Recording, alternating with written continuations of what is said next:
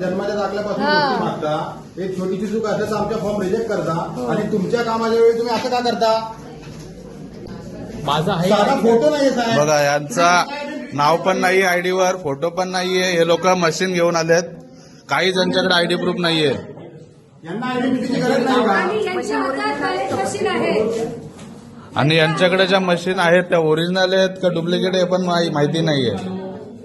माझ्यासोबत घेऊन आले त्यांच्या मला मशीन चालू नाही झाल्या. मला जर आता ह्या मशीन तुम्ही आणलेल्या चालू नाही झाल्या, आपण ह्याच्यावर ऍक्शन घेणार. प्रॉपर सील आहे, इव्हेंट स्ट्रॉंग मधून आला आहे, झोनची साईन आहे. हे बघा खुला कुठे आहे तो मी सगळे मला मशीन चालू पाहिजे. मला बाकीचं काय नाही. सगळ्या गोष्टी ऍक्सेप्ट करतो. सगळ्या गोष्टी आम्ही ऍक्सेप्ट करतो. पण हे दोघं कोण आहेत?